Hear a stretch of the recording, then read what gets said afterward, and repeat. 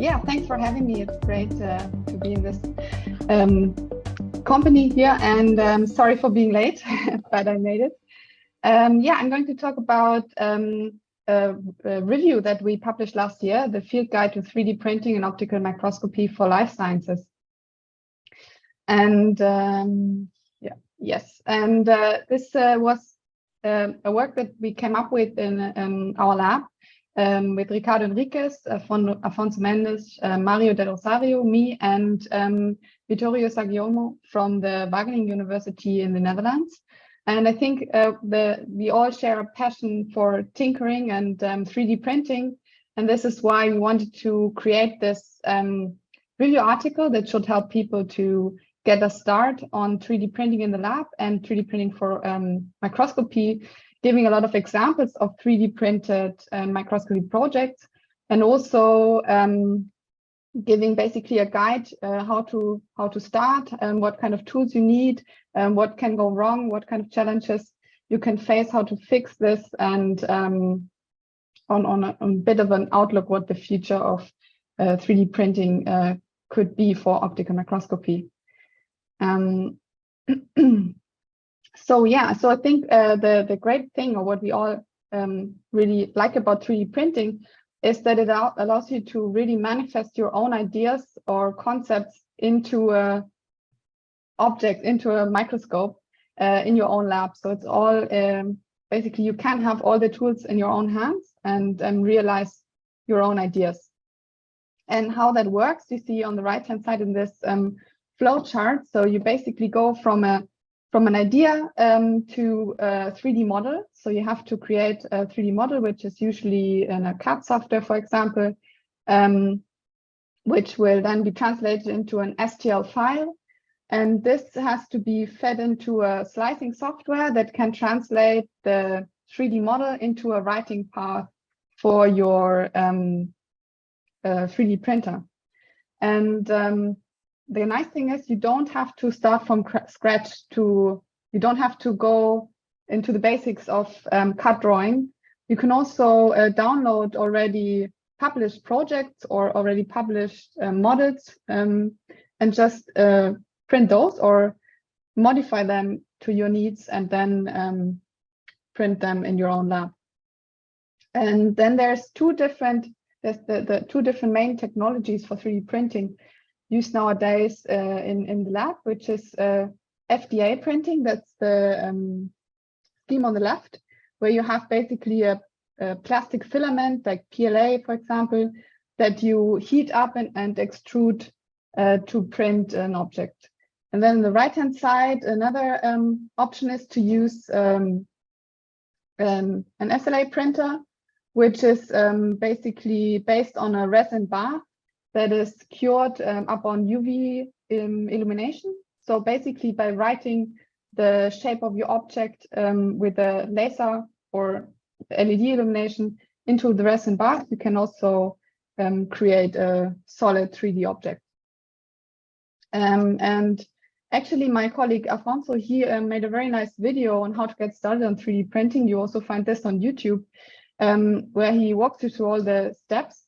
So this is, for example, a very nice tool to get started on creating a 3D object, on drawing it. It's called Tinkercad. It's actually made for kids, but it also works for grown-ups. And it's super intuitive, very colorful, and you can very easily create your own 3D objects and then export them as STL files in the end. So here he is just creating some small object that he then exports as an STL file. And as I said, this is just the 3D model. In the next step, so you can also just download it. There's a platform called Thingiverse, for example, where you can find anything you could think of as a 3D object. Also very useful stuff for the lab, like holders for Falcon tubes or whatever. And you can also use those models. Then in the next step, as I said, you have to create the printing path. So that's, for example, the slicing software from Prusa, but there's also other open source tools around. Select how you want to, for example, fill the object, and then you just can get started with the printing. So this is one of our printers in the lab. Of course, this takes a while, maybe half an hour, maybe 2 hours. And the final step is, of course, then inspection post-processing. So just to see if it ended up as you intended to, if you can use it like this. And this is actually also one of the great things about 3D printing. You can go through this process of iterative design.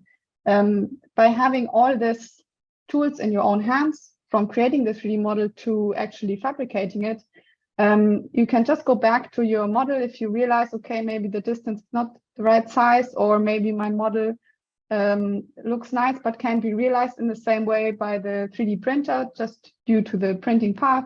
You can adjust the model and yeah, go through an iterative design process to end up with the perfect print for your purpose.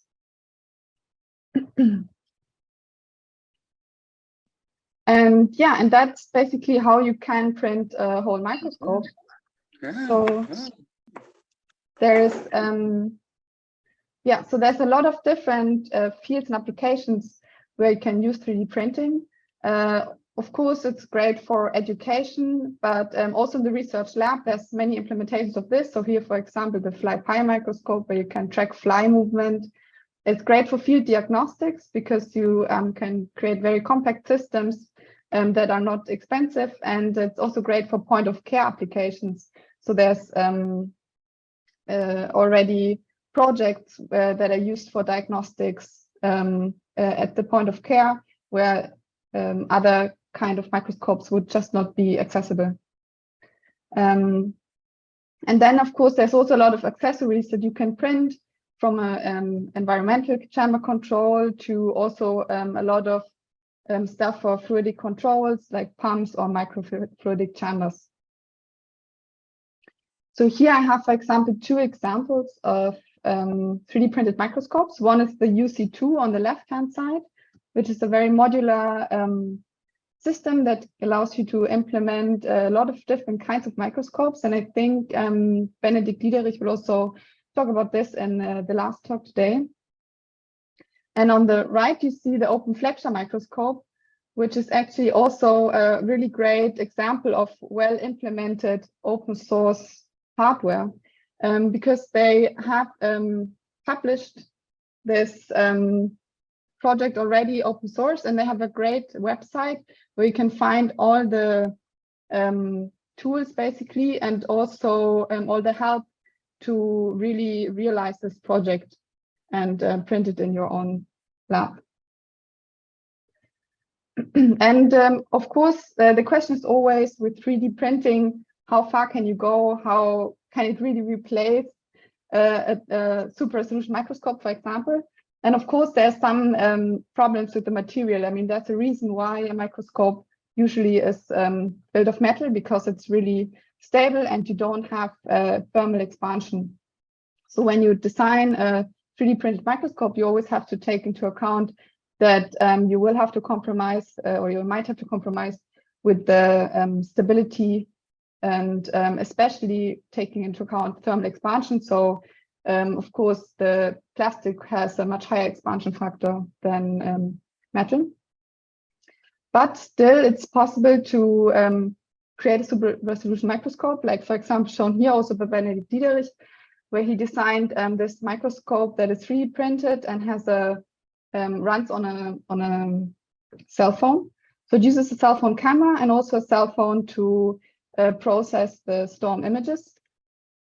And yeah, he also implemented SOFI and SURF with this microscope, and really could show super resolution on a 3D printed microscope. And also this project is really well documented, and you find all the parts and also description of how to set it up online.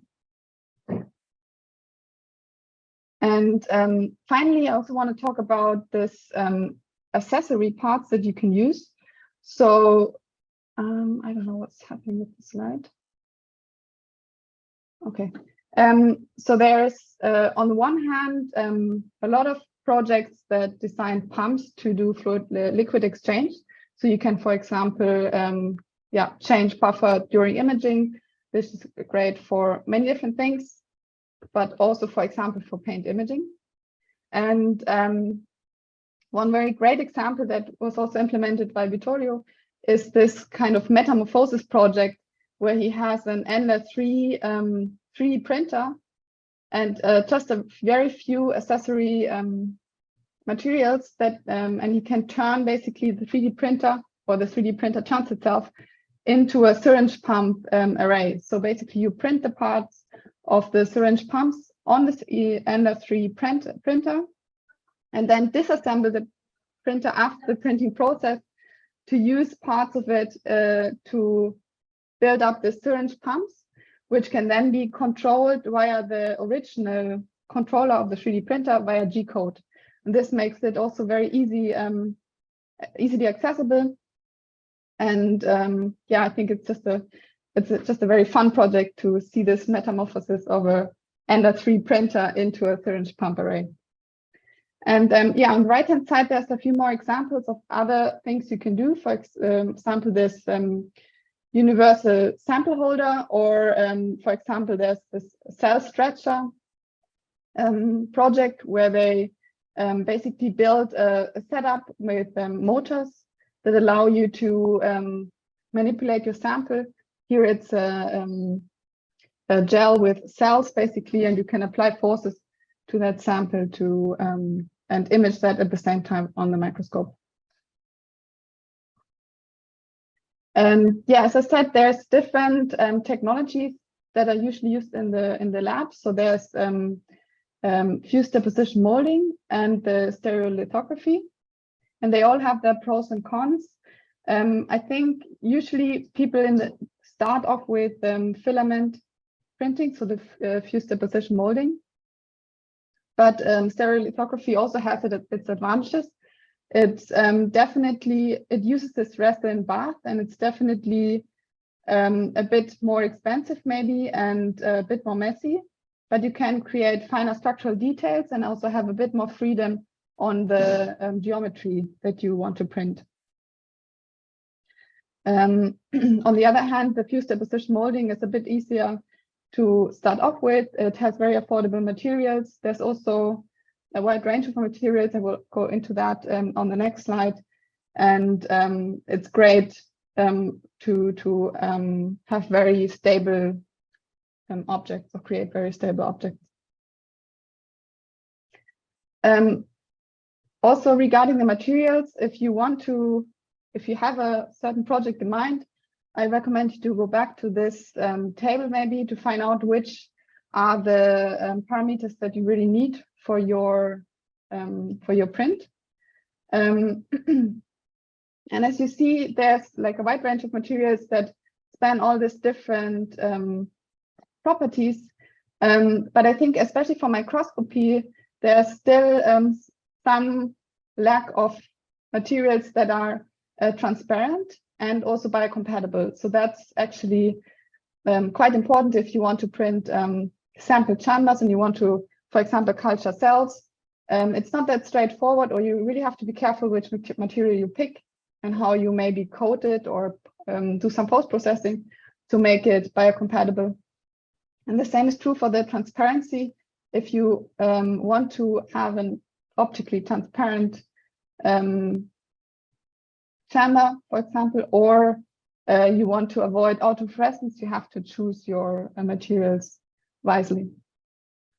This is your 1 minute warning. If you can please wrap up. Thank you. Sure. Then let me just quickly go into the design principles. If you want to achieve high stability, high precision, and also printability, you have to make sure that the object you design has a certain wall thickness. You have to choose the right infill. You have to make sure that you print in the right orientation. So especially if you print threads, this is important. And what kind of features you add into your structure, if they're printable or not. And then for the printability, it's also possible to have support structures if you have large overhangs. And then, as I said, there's infill ratios. So depending on how stable your your object should become. You have to choose different infill ratios. And there's also different kind of patterns you can put into the infill that will also affect the mechanical stability in different directions. And especially the gyroid structure is important if you do the printing in resin, or if you want to make sure that, because this one is open, so if you have liquid inside, basically it's possible to wash it out. And as I said, there can be some issues during printing, so you really have to optimize the printing parameters to avoid basically failures at overhangs or warping, for example. Or sometimes you also get a layer shift if somebody bumps into the 3D printer, or the object basically bumps into the extruder during the printing process.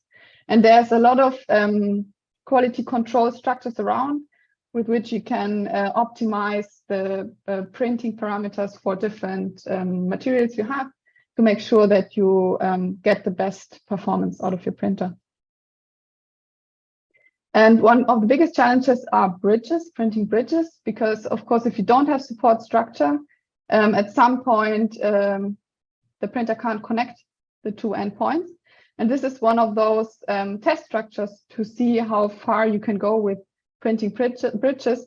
And actually, we were very surprised that this printer performs quite well. Even for a very long bridge, it only fails in some spots. And especially in the, you can take this into account in your 3D design. So for example, here in the Open Flexure project, they have this, under the stage, they have this first bridges that are then reconnected here. And this is how they realize the stage, printing the stage without failure. Yeah, and then let me wrap up very quickly. Yeah.